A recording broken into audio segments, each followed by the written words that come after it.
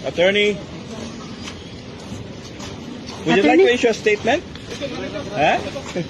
Kabay lang? Dali lang sa. Okay. Sir, would you like to issue a statement, sir?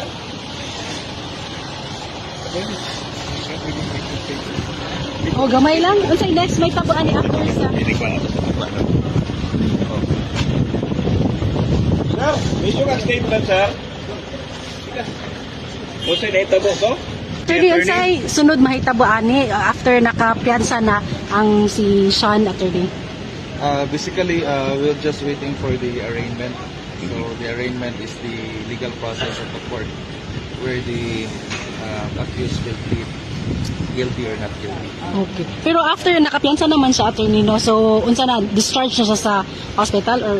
So he has been ordered of release by the judge, but this is just for temporary.